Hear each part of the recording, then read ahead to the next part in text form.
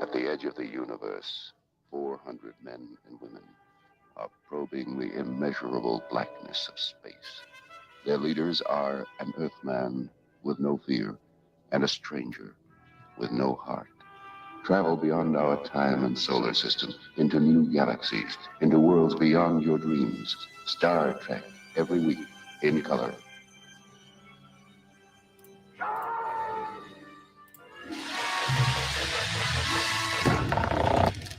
Holy moly. Is it already Tuesday at 3 p.m. Pacific Earth time? Can it already be that time for serious Star Trek and Miracle of Miracles? Hi there.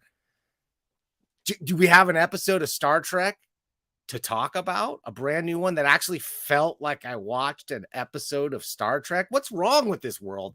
Strange new world indeed. Now let's bring in my co-host to see if they also felt this strange glow.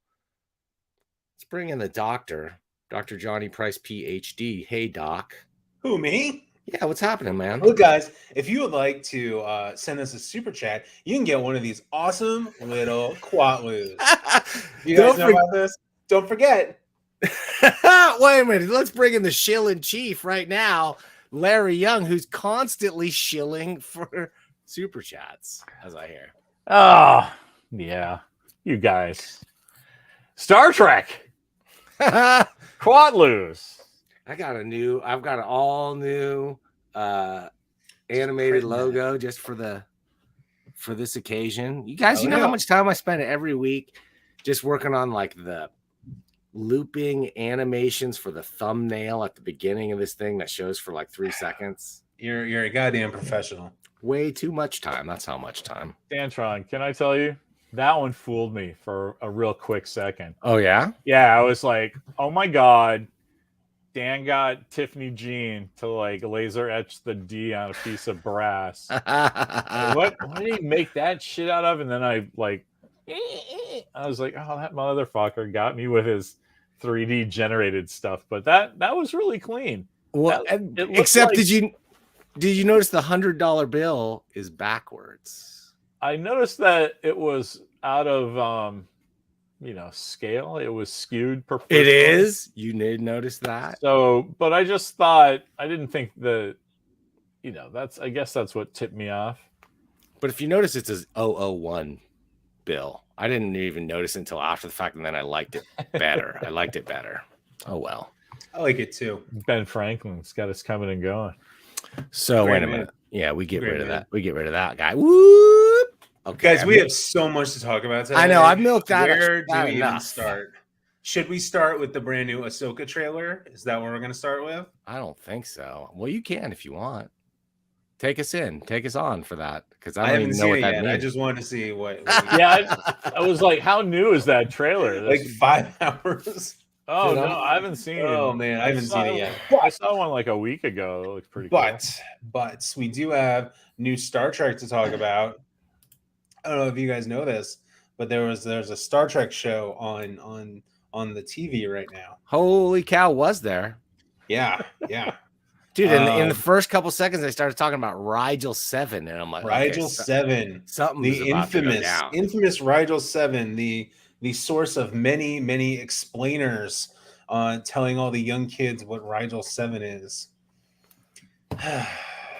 What'd you guys think? Do you like it? Good, bad? I love that episode, but great episode. I'm really maybe curious. The best of both seasons for me. I'm curious to what you guys think, because I've been kind of in the tank for this show anyway. Yeah. And so, Rigel 7, that's great. And it's got some actual science fiction concepts in it for once.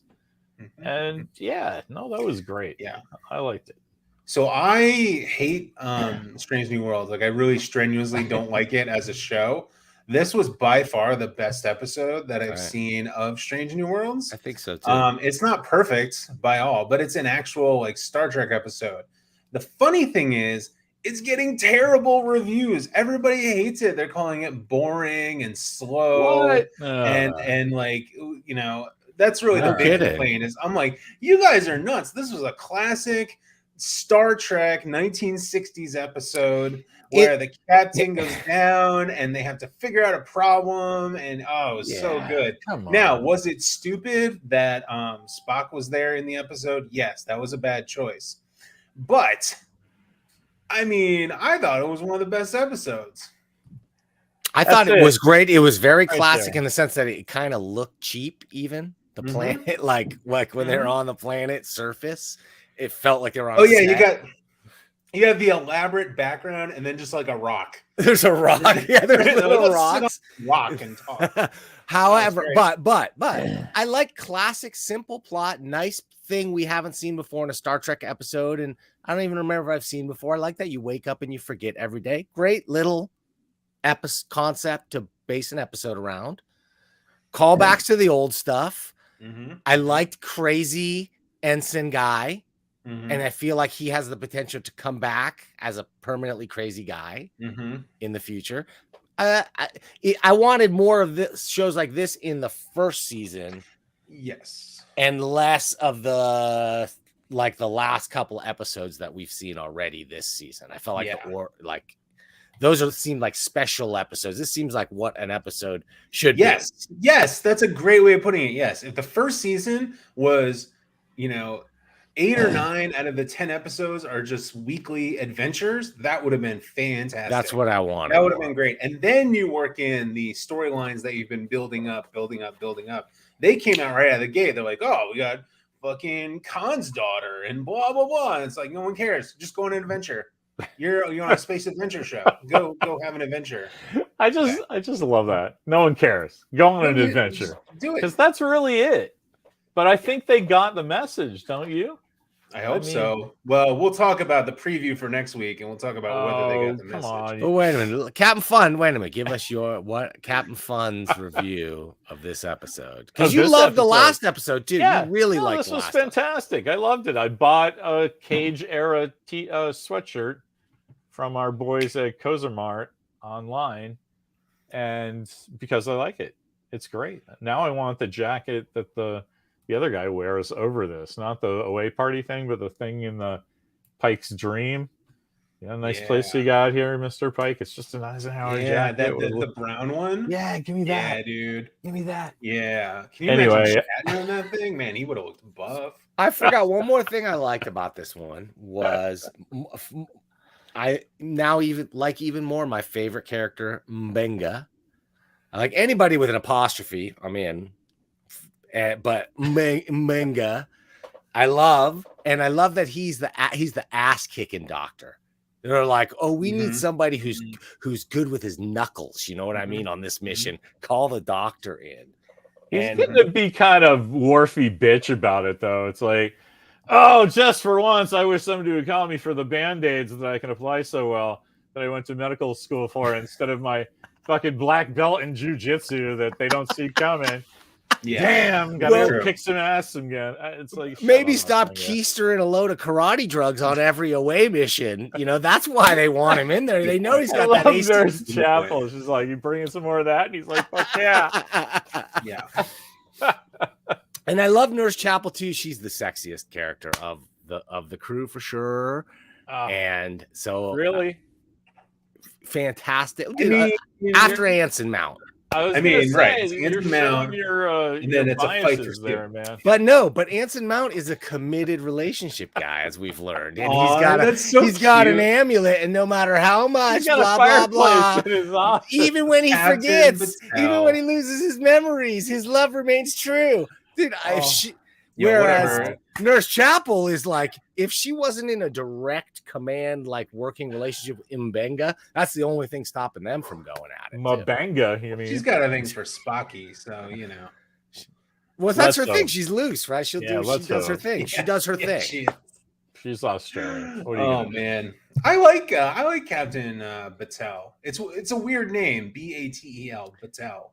Because you want to say Patel, because that's like a normal name here on planet Earth. I thought that's what they were saying. But it's Batel. No, it's with a B, Captain Batel. Yeah, but I am confused. I am confused because is she a lawyer or is she a starship captain? Now I had some guy on Twitter be like, "Oh, captain is her rank." I'm like, "Yeah, no kidding, dipshit." But is she a starship captain or is she a JAG lawyer? Yeah, Because in her officer. fucking episode, it was like, oh, I'm a JAG lawyer and I'm up for a JAG promotion, and the JAG admiral just stopped my JAG promotion. Got to get back to my ship now that I command. It's like, that's not how that works. Oh. I didn't see Harmon Rab commanding an aircraft carrier. You know what I mean? She's the ultimate That was a girl deep boss, no. badass. She's the ultimate super achiever in Star Trek, right? Like multidisciplinary and high achiever, like even more. I think So they're much so just that her stupid. boyfriend or whatever is Anson, is Dude. Pike. Anson Mount. What do you got to do to get him? You know what I mean? She's out doing whatever, filing legal briefs, and it's a confusing element that doesn't need to be confusing. I agree. Maybe she's just a legal scholar, and they figure, just take the library with you. And well, it is the long-standing Star Trek tradition of like, Riker had to prosecute Data, and Picard had to defend Data, that sort of thing. There you go. But that was only because they made it very clear in the episode that there wasn't enough JAG people to actually do it. And there was only one JAG lawyer on Starbase 80, my favorite starbase. And she had to be the yeah. Anyway, it's a stupid point. The point is, Nurse Chapel should just be the show, just Chapel. Well, wait a minute. How about this? What happened to Carol Kane in this episode? Right, another one of those. She's sleeping. She had a nap. She's going to be in 4 episodes and die at the end of the season, kind of thing, like Hemmer. I'm afraid they're going to do that. Are you guys really missing her though? I mean, no, she's not like Tig Notaro, where I was like, oh, where's that character? The one ray of sunshine in this otherwise bleak and fucking heartless. No, but piece of shit. It would have been interesting. Is at least a good show. It would have been interesting to see what happens to her memories when she's that old, and that could have been an interesting point. Anyway, I thought about it when it was happening. Like she would maybe be immune to it, or it would take a lot longer for it to have an effect on her. Who knows? Yeah, that's true. Yeah. I just don't. Her accent, I know it's intentional, but the accent just doesn't. It throws everything off, because it's like, I know what Carol Kane sounds like, and that's almost it. But she's funny when she's just doing herself. So why is she doing a bit? I don't know. In our family, my son, before he could even talk, would wave at the top of the stairs as his mom drove off to work, and we would both say, "Have fun storming the castle."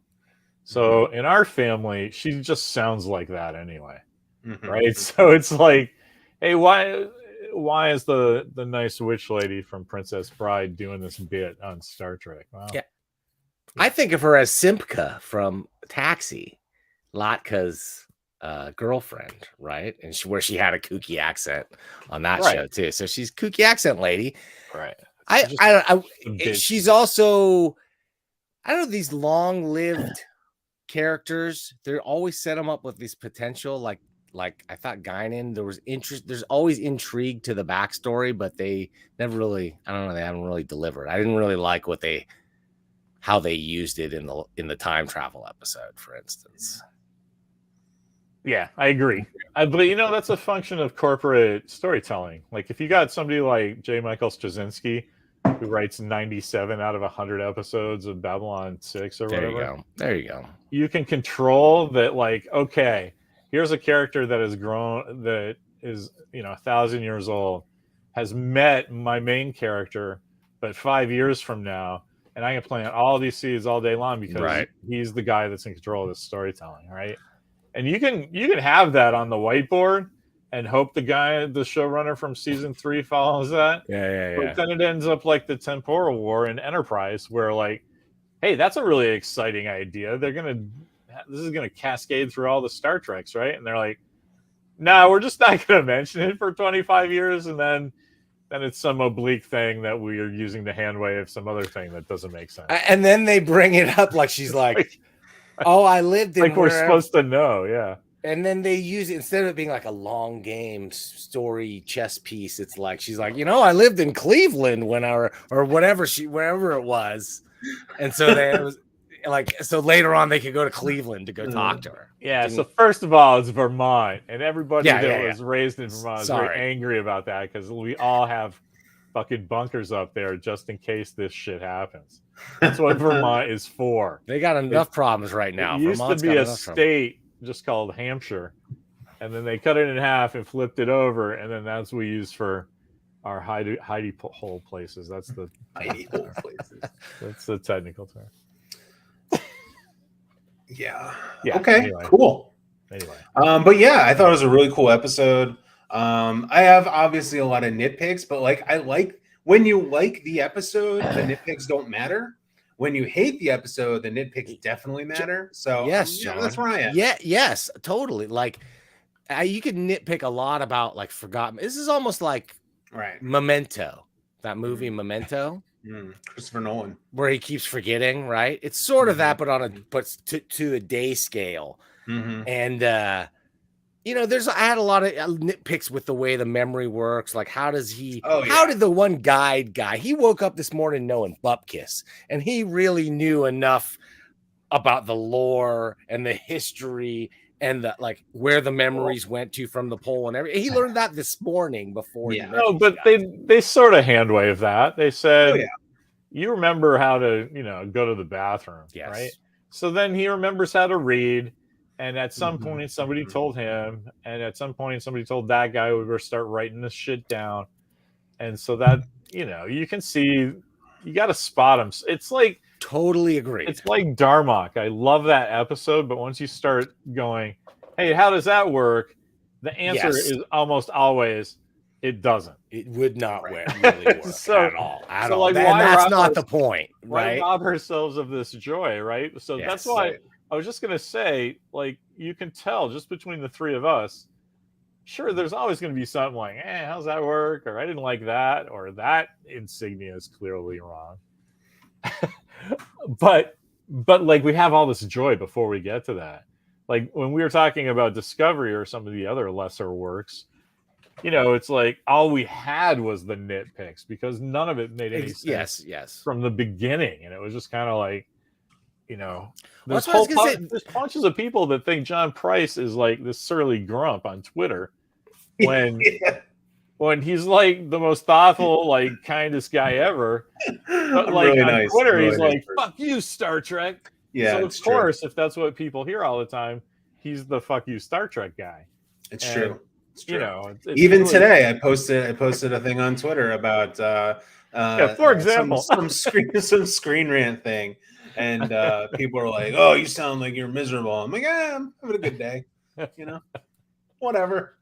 It's really a weird thing that either people knew before the internet and just kind of dealt with the 200 people that knew you, or we just never really noticed it until the internet, and it's just like fucking I got that almost immediately. People are like, "Oh, nice persona," and I'm like, "Hey, I'm just writing conversationally, and I have the ability to mimic my own conversational ability, and you have the ability to process it, whatever that means.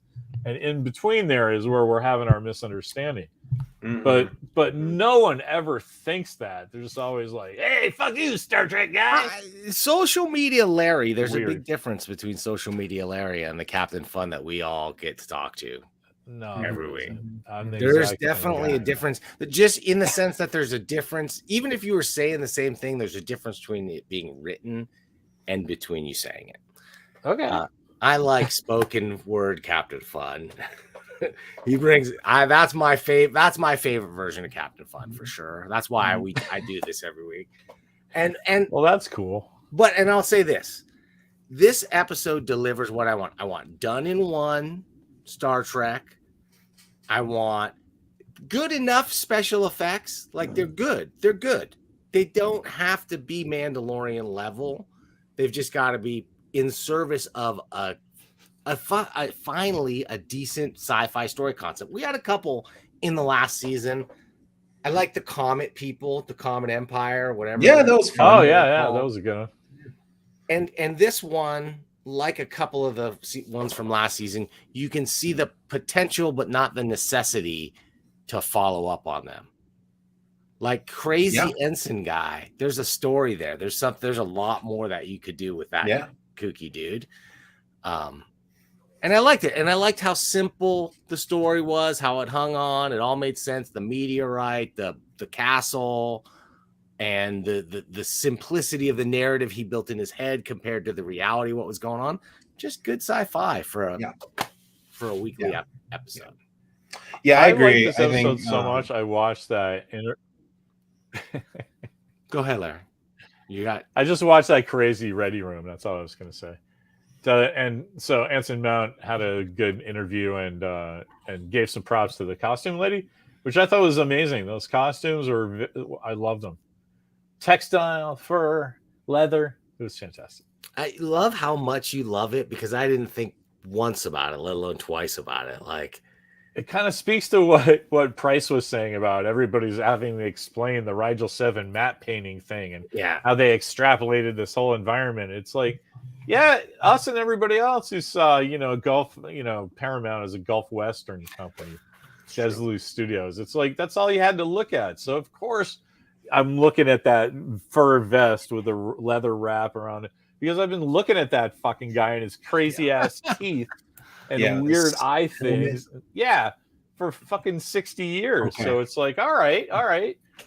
All this stuff works. Tell me the story now. Okay, guys, as iconic as like Baylock, the image of Baylock, just the still image. Yeah. So here's where I fulfill my role as the non-Trekkie of the show. Okay. So when they came on and they say Rigel 7, I'm like, I know that name. I didn't automatically connect to me how related it was to the cage and the pilot and how that was related. Where else have we seen Rigel 7? And what is so special about it beyond that reference? So here's the thing. There's probably nothing, although there's probably been stuff in comics and paperbacks. But here's the thing about it, right? What the cage did as a pilot and then gave the audience as the menagerie is we already got here and this world was going on, right? Like all these people that we've met, the captain of the ship, this guy's brash and he's a little on the young side, but everybody's deferring to him. So obviously he's in charge. That show was just kicked the doors open and started, throwing shit down. So I don't know. Would you like to know more? The idea being though that they were on a mission back from is this the story in the first seasons? Guys, forgive me that I don't have all these details, but in the first season, Pike was really worried about the people who died. No, those were future people that died, that were gonna die. Yeah, two different things. Don't think about that at all. Yeah, this is just. They started their adventure going, fuck, that last one really sucked. We yeah. And they had a really good, nice matte painting. They had a cool little adventure, and they're like, and then they returned to it with the hallucinations, where they're sort of reliving what happens, except now the cute girl's there. So it all becomes something in the audience's mind. So at the end of the story, that you understand what Darmok and Jalad and Tanagra means because you've lived through it with them, right? So now add that for 60 years of going, oh, I know that guy's name was Ralph. And, Ralph had some kids, and that's why his eye was fucked up because he got a puppy for his little, people are making up stories about it.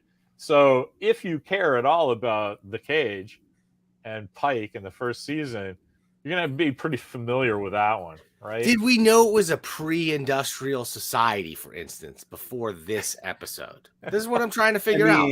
I want to know. Did they know there were swords? They shot all that stuff in the back lot of John Wayne's Genghis Khan, right? So it's that level of technology. Yeah. So nobody had phasers. So that's why this one was a big deal. It's like they're supposed to be this sort of Mongol horde sort of level stuff. Yeah. They have horses and maybe they have guns, but definitely metal and swords, but nothing too technological. So and that's a recurring thing in the original episode is technology is not always an advantage, right? So yes, on paper, the Enterprise and crew, they can just wipe out the Rigelians, but What actually happens is Pike and his crew gets their ass kicked, and he loses a bunch of people, and he's going into this deep depression about it because he's like, I can't believe I just lost a bunch of people. And then the doctor gives him a shot of bourbon, and he's like, oh, I think I feel better. Thanks, Doc. You know? Anyway, that's it. I just I scrolled through looking when I got the day I got this, scrolled through looking for the outer jacket, that one scene, but I had to stop it when he's there's some things that a man will tell his bartender, he'll never tell his doctor. I was like, yeah, fucking right on, Dr. Boyce. That's right. I did stop it. And the word Rigel is used quite a bit. Like there's other Rigel numbers, you know, like Sagasag just said Rigel 10 is in Enterprise Broken Bow, like Rigel 2, Rigel 3, Rigel 4, Rigel 5, whatever. So it's like a familiar word. It's like, yeah, you know, and is that anything? Is that a mythology reference or anything? No. Or is it just a It's funny word they made up? No, it's a planet that's in our, it's viewable by, you know, hobby telescopes. Like an actual star system or something. In our spot. Yeah. We love that, guys. I mean, that's the problem with a good episode of Star Trek like this. It's kind of like there's not that much to say about it. You either enjoyed it or you didn't. It's more in the execution almost than it was in anything. And I just find it interesting that it's getting like bad like reviews. People are like, oh, it's boring and it's slow. That's kind of the big common thing that I've seen. It's like, really? Do you think this is the new audience though, man? It's like, true. That's true. And that's why Indiana Jones is tanking. It's like, no, you go see it and then fuck it. What's the next new thing? No, nobody goes and sees these movies 4 or 5 times because you can't. I know what they want. I know what America wants, guys. What we want is a silly Spock episode. Don't we need another silly Spock episode for this season? Once a season, Spock is silly. That's the. You know what would be interesting? You know what would be really interesting is what would Spock be like with emotions? Wouldn't that be a really interesting thing to look at? You know, I bet he'd get horny. I bet he'd get goofy. How about this? Dumbest fucking people. I'm going to go back a couple episodes for a nitpick. When they complain about Spock playing too loud, how loud can you play an acoustic instrument, and how bad are the cabin soundproofing in the future that anybody can hear what you're doing in here? Fucking stupid. Well, no, you guys just don't realize. Obviously, you've never played the Vulcan lute. It's somehow the harmonics, somehow if it's not tuned just correctly, it hits the plasteel of what's made out of the Hulk harmonics. It's a fucking nightmare. Or maybe Spock just plays it over the intercom because maybe he's like, I don't always listen to the violent femmes, but when I do, so do my neighbors. Yeah, he's just like really gets a giant Vulcan fawn. Yeah, that's true. That's next episode. Apparently, they shaved off his ears, and now we get funny, emotional Spock. Oh, did they do that? I didn't even notice. They did. What an outrageous look. Anyway, well, they're making him fully. I didn't even notice that. Did they they shaved his ears down? You know what would have been amazing? What would have been really amazing is if Strange New Worlds, the actual main characters were Anson Mount and Number One, and then like Spock was like an extra in the background. Every once in a while, right? Just every once in a while, there's like a guy and he's a Vulcan on the bridge, women, right? Shut up, Spock. That would just be fucking amazing. I would applaud that show so much. Because where the hell is Rebecca Romaine? She's in like 2 minutes of every episode. Yeah. Like, what are they doing? Seems a shame.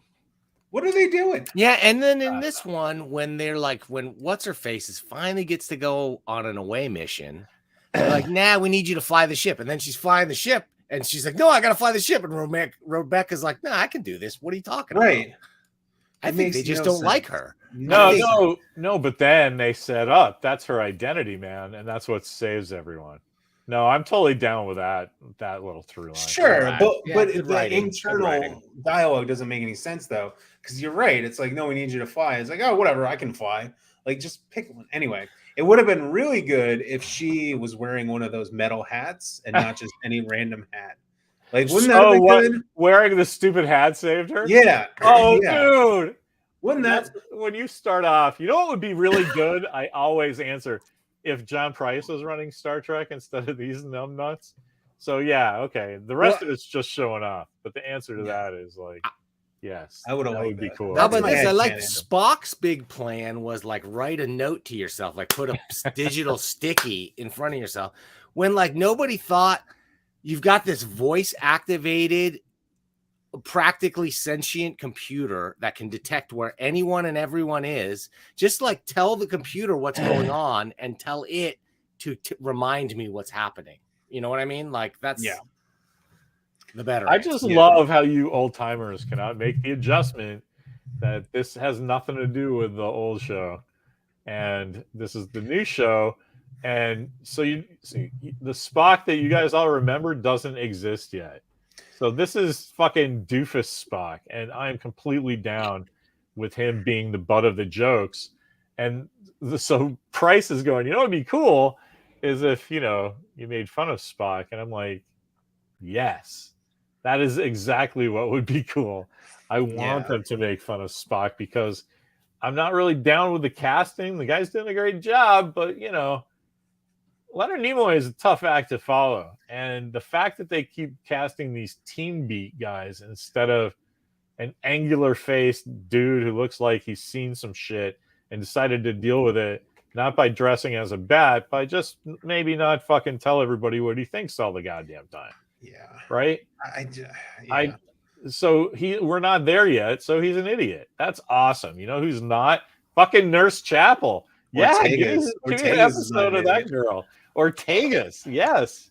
I mean, there's a certain amount of wanting to make old Star Trek seem a little silly in some ways, especially Kirk, I thought before. But Spock is more of like everybody just Spock is a fun toy to play with. And everybody think, you know, and it's like writing for Mr. Data. Oh, great. Brent Spiner can showcase his emotional range on this episode. Give me a break. Like we know. Oh my God, the cynicism.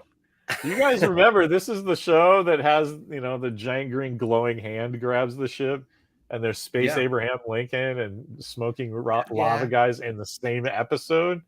Like, okay, so this is the one where Spock loses his ears and, you know, he gets a little, you know. I'm not going to prejudge it because I liked the Spock Amok episode. Star Trek's hilarious. I thought that was okay, so I'll give it a chance. It could be goofy. It looks goofy, but I think I'll watch it. Remember, Larry, we were saying last episode, I was saying what I needed was a regular to really get me locked in. This was exactly the type of episode I needed. Yeah, I gotcha. Yeah, and it's just an adventure. Yeah. And I read that the ordering of the episodes was changed quite a bit by the availability of Anson Mount during the shooting. I don't know if that makes sense or not. What I had heard was that's why Anson Mount is not in the first two episodes, barely, if at all, was because he was not yet available for shooting. So they had to reshuffle things. And interesting. Yeah, I mean, I don't care. Do you? I mean, well, I only care because the pacing of the season seemed weird to me that they went right into nobody after now. No one's going to watch the show like that. That's why I kept advocating for the episodic thing in general. It's because no one is going to sit down and go, I can't wait to fucking spend the next 18 hours watching season 2 of Star Trek Discovery. Yeah, it's just not going to work. Yes, like that. That's right. Yes. So give me an episodic thing, and it's like, oh, this is, if you think about it at all, it's like, oh, that's the one where Anson Mount was dealing with his divorce proceedings or whatever, right? Totally. So, but you know, you do that with the old show. It's like, season 3, not just the polyester, but like, hey, Kirk's belly, he's got a little margin there. You know, I mean, after a while, you just notice these things. This might be the episode. If someone said, hey, I want to watch that new show, which episode would I watch? I might say this one. I might also say the Comet one or one of the other ones. This is the one that comes to mind, but very classic. Excuse me. Yes, sir. Did you just say Anson Mount is back on the market? No, Are we burying the lead? Now, you know how I throw that stuff out there. I know that he's happily married to this photographer lady. I just said that to see which one of you thirsty thirsty boys would say something about. Steve says that Rebecca is getting bad press because she bit her tongue during the Brett Ratner stuff. So Yeah, I'm not. maybe they're trying to distance themselves, but that would be awful because she's fucking Rebecca Romaine Stamos. What the fuck? Not just that, like, wasn't that fucking 15 years ago, and I can barely remember Yeah. what that was. Well, even and about. the other issue I was thinking about, because thinking about Indy is how long ago was this filmed? Right, they still might have been dealing with COVID stuff when a lot of this was filmed, and another year and a half for post production. They definitely did that stuff longer in the Hollywood world. They were wearing some of them are still wearing masks in the production world. Fucking Hollywood, they're a bunch of morons. Here's what I don't like about the Una Chin. I hate ill-defined aliens. I want my aliens to be very obvious, and I want them to have some kind of cool ability that's like on the surface, not just like when she gets cut, it glows. You know what I'm saying? Like, well, Sanchez was talking about this on his show, Word Balloon podcast, about how like just a couple episodes ago, because she was genetically engineered, she was impervious to whatever mind thing was going on. True. Now there's a mind thing going on, and she's like one of the first ones taken out. True. It's like, why wouldn't you just keep that going? Have her running around the ship being like, oh no, I have to single-handedly run the whole ship, and I can't do it, and I need you to help, but you don't remember, Spock, you're being an asshole. I need you to help me, Because they already had a big Una Chin episode, and they needed an Ortega's beat for this episode. That's fine. I love Ortega's. I got nothing against Ortega's. Whenever this comes up, I always think the answer has been given to us already by the Next Generation episode, Disaster, which you may remember. True. Great episode.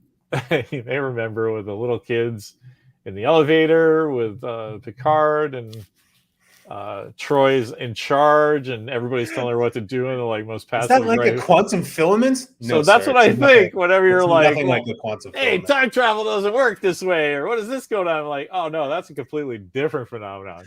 The quantum filament, oh no, the cosmic string. Oh, you can see where I have to make that. My favorite Picard quote of all time is in that episode when he's trying to deal with the kids, because Picard does not like kids. It's very well established by the time season 5, season 6 comes around. He does not fuck with kids, like, at all, right? He can barely tolerate Wesley, and Wesley's like 20 years old at this point, right? And so he looks around, and he's like, what we need now is a climbing song. Frere Jacques. It's my favorite Picard quote of all time. What we need now is a climbing song. I say it all the time to myself. It's great. That episode's full of quotes like that. I love it. That's a great episode. Mimi says to me all the time, like, if instead of go get the groceries from the car, she'll be like, all right, you're the executive in charge of radishes. Radishes, yes. Radishes. And isn't Worf with Keiko, and he's like, you must push harder. That was not a good time, Keiko. Yeah. So, okay, just parenthetically, can I say that was fucking awesome. Love doing that with you. But second of all, name a fucking new Star Trek Kurtzman that you could do that. Here's not just one episode we love. Here, let's get right up into one of the scenes that actually betrays a giant character thing that they're finally addressing about one of the main leads in the most fucking hilarious way possible. Like, there's a lot going on there. Can you do that with modern Star Trek? No, you can't. You can't even do it with the movies. What the fuck are we all doing here instead of buying shirts from China? I think I really do think that the TNG movies are when Star Trek stopped being memorable, right? Because like even season 7 of TNG, there's some memorable episodes. Lower Decks is in there.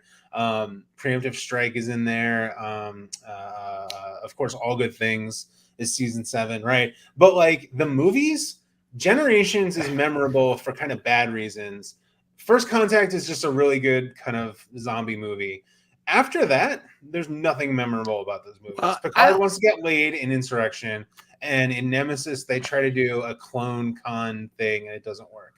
That's the thing. The state in the when it went from being a weekly syndicated TV show to like now you got to carry every couple years we're going to put out a tent pole, and it better knock it out of the park or you're never going to get another one. Right. And there's going to be zero continuity between them necessarily, and it's just not a recipe for fun Star Trek. Star Trek is a show. Star Wars is good for movies. Star Trek should be shows. Although there So- can But be even good Star Star Trek Wars- movies. I mean, Star Wars is killing it as a show. So So- just you guys, just let's All right. remember All right. with the little round-eared Spock thing and all, we are getting live action Boimler and We'll see. Buckland Mare. We'll see That how could good be it the is. worst thing ever. You could be your. I don't care. Good. They're doing it. The fact that is being It's done true. is beyond awesome. It's True. beyond awesome. Very It's like, ballsy. even if it sucks in the worst way possible, you go, that was such a valiant attempt, man. That's still fucking historic. It's very ballsy. Like, sorry, it's most people are gonna say it's historic for how bad it was, but there's gonna be people like me that are going, I'm just gonna start openly weeping if I ran into one of those titmouse guys on the sidewalk.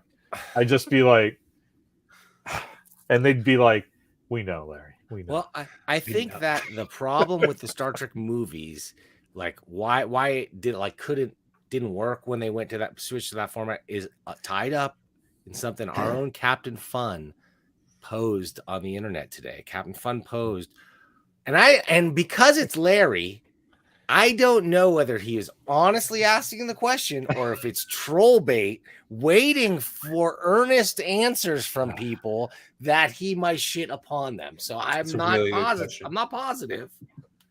Why but- not both? Captain Fun, your question basically is like, why is Hollywood dying? Or we talk about it a lot on the show. I think I said collapsing, and one of the funny things that I got out of that is everybody wanted to quibble about the word collapsing. It's like, well, Oh yeah. I mean, it's okay, the perfect word. It's the perfect word. No, but I mean, I'm not even really invested in that. I'm invested in the fact that it is coming down in some manner from its original cohesiveness, like whatever you want to call it, right? It's like it's starting to collapse. It's starting to. It's perfect because of the whole. What Thanos snap, right? Like there goes Hollywood. I mean, If that's it's what a it is. tent and there's tent poles, I love the metaphor. Like it all visually, it all works for me. And it is collapsing. The tent poles are like shrinking. They're bigger It's not than propping ever. it up like they used to. Yeah. Well, they're bigger than ever. But what nobody talks about too is how they also charge more than ever. They do this box office thing with dollars, not with tickets. Yeah. It's with it's not seats in asses. It's like, how many dollars did you pay? Did you watch it in IMAX? Then it's worth even a little bit more. Did you watch it in D box or whatever, douchebag box or whatever that thing is called? It's even more. So the metrics alone are not inflation adjusted. So it's just like, oh, this was the biggest. Avatar, don't you know? Avatar was the greatest science fiction, and more people watched Avatar and loved Avatar. Avatar, like, it came and went. Who cares? Speaking of not memorable, Exactly? Like, great special effects, but like, that's the best I can say about it. The thing I don't get about what's going on now is somebody will go, "Oh, Indiana Jones and the Dial of Destiny tanked because it only made $100 million in its opening weekend." And that is compared to the last one that, made 100 billion times more and 7 times the. But you're like, you guys are not comparing apples and apples anymore. It's just theatrical money in the time of post-Corona streaming. It's just not ever going to be the same. It's not the same. It's not going to be the same. And it's not coming back because, everybody has that spot they like to sit in the theater. You're like, okay, like for my personal self, C11. My family needs to be C10 and C9 if they want to sit with me for where I want to sit, where the thing fills up my vision, is canted just a hair off to the right. Just a thing about how I like to sit and hold my head. That's the spot where I like watching movies. And guess what? I found during the coronavirus, if I move my chair right here, and I look at my 85-inch television, the same fucking thing happens. There's so much. That's it. So And then why am I spending yeah. $200 to take 4 people to the Well, and then the movie industry responded to that phenomenon, Larry. At least I caught the tail end of that by saying, you're up to date. Yeah. they're saying our movies need to now be 3 hours long. It needs to be an epic, like, bladder endurance race for everybody in the theater. Like, it's got to be 3 hours. Instead of just being like, no, let's tighten it and make it punchy and super memorable, because that is what makes the hits really last. Like Raiders of the Lost Ark or any of the original, the great indies, they are so tightly edited. Right.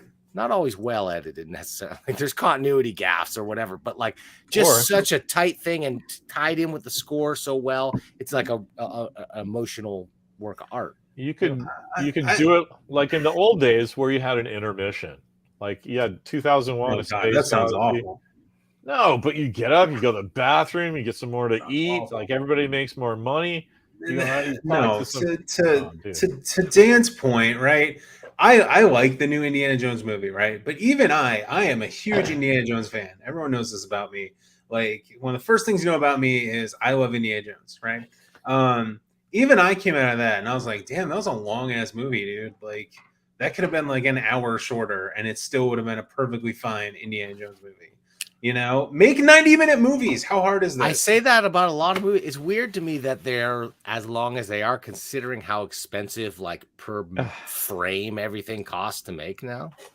Well, and a lot of times it's longer and more expensive for no reason. Like an Avengers movie or something. It's like, maybe we can just cut out one of those big giant battles that are mind-numbingly boring. Save billions of dollars and save 30 minutes. Done. So can we go back to Indiana Jones? Sure. This latest one? Yeah. Just think of the CGI 20 minutes in the beginning as an Indiana Jones short film that precedes the one that you... Oh, I loved it. Don't get me wrong. I loved it. But like... everybody says that was too long. I was like, you guys realize this is going to be the last Indiana Jones movie, right? Because you could kill your entire family comfy for another. It's the last Harrison Ford Indiana Jones movie, and I would be happily make that trade, because this make it a fucking 10-hour long thing. I say it again. They going into his coffin, man. They blew their wad with the last one and waited too long for this. They waited too long for the last one, frankly. True. But even though he was old then, he was old and busted then. But even then, I got out on opening weekend to see Indiana Jones, because it was like, all right, Spielberg's behind this thing. It's going to be good. It's going to at least be like you're going to see the money on the screen. And I didn't. It felt, in some places you did, but in other places, this paradigm to go all digital with things just didn't make it feel like Indiana Jones anymore. I think you can do it if it's a brand new franchise from the beginning. Yeah. But like when you're recreating something like that, I don't know, you got to stay more practical with your effects. Well, and the irony, Steve over here is crushing it in the comments. He really is. I was just kind of reading Steve. He says the goal of most films is to make every secondary character important, because then they create more content using that new character. But you don't have to spend a third of the movie on a secondary character. I mean, Raiders of the Lost Ark, Jock Lindsay, the pilot, is in a grand total of 1.5 minutes of that movie at best, maybe. And okay, you can fucking cosplay as Jock Lindsay all day long. You know exactly who that character is. Done. Move on. Short round. You know exactly who that character is. Move on. Good writing. Good writing can shorthand. All you see is his skeleton, and it's like, okay, that guy's memorable. You know, it's like these Star Trek things. It's like the Star Trek thing. None of this shit is memorable anymore. Who's the guy who gets shot in the guts at Club Obi-Wan? That he's like Forrestal, where there's somebody says one line and he answers back, and you're like, I feel like I saw that guy in 3 movies. Right? Like that kind of writing where it's like, oh, indeed, we have shared many adventures, but into the great unknown, I go first. And you're like, Abner Ravenwood. Everybody's crying like a friend of Indy's. They've never even cast Abner Ravenwood, as far as I know. And we know all about Abner Ravenwood. Like, come on, get the fuck out of here. I hate these fuckers. Yeah, it's not memorable. I just want memorable Star Trek. I want to be able to quote Star Trek. Like, how I can quote everything from the 60s, 70s, 80s, 90s. I can quote fucking Voyager left and right. I can't quote any of these new tracks. Okay, wait a minute. Because they're not memorable, and I'm sorry. And bring it back to this episode of Star Trek, though. There were 3 people dead. Did they explain that? I just missed. Only the one guy survived. Yeah. Is that right? The Yeah. other two Yeah. are actually. They thought they all yeah. died, but the one guy was actually not dead. Zachary has like the funniest name. And Yeah. even Anson Mount tries to butch it up a little. He's like, "Come on, Zach, pull Yeah. it together." And he's like, "No, I'm a fucking weirdo."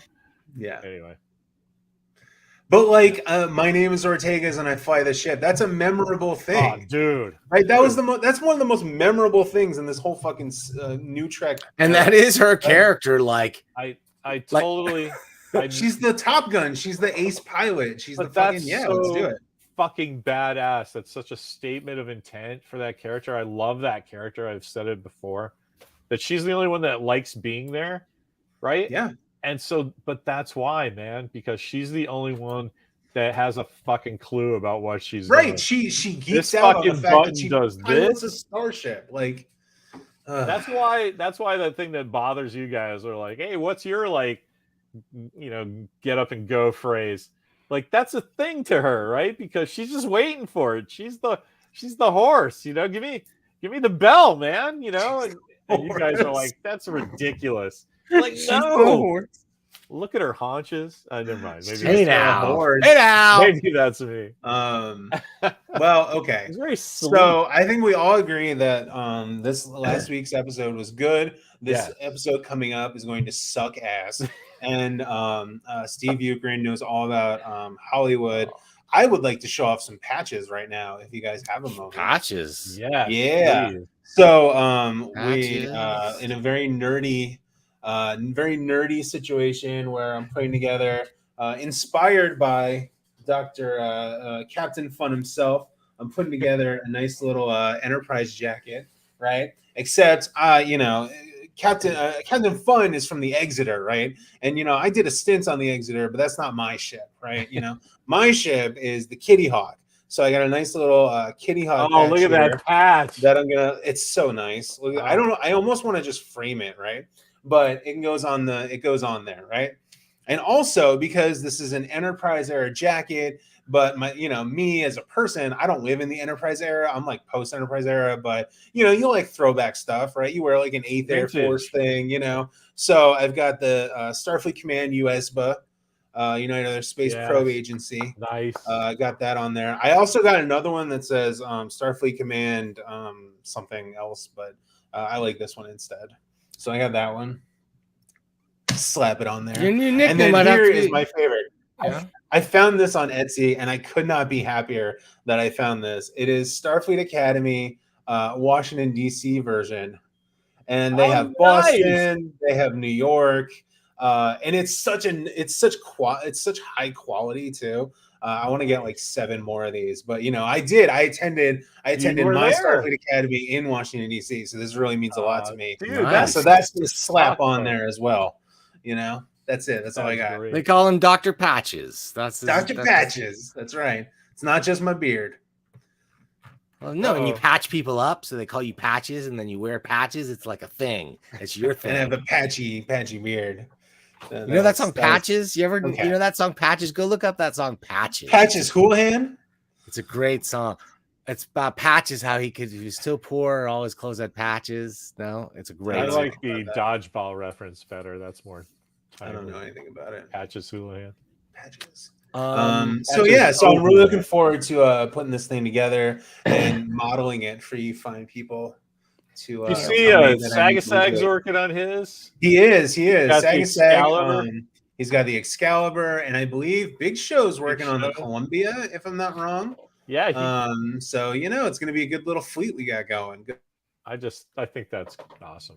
Luckily, even in the far future, engineering has lower standards as far as what kind of, what I mean? Like, it's the Star Wars t-shirt from Zayers. We're still hanging out, playing video games. This was a gift. I wouldn't buy this shirt, I don't think, but it was a nice gift. I was happy to get it. I have dumb shirts like that where it's like, I don't know where this even came from, but this is my favorite shirt.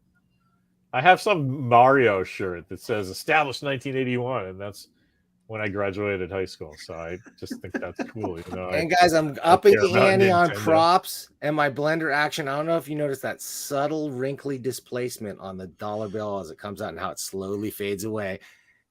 These are the details that your support helps me with. folks out there. This is that time when we shill for big money. And you know what? I don't even want your Quatloos. I don't even need the super chat.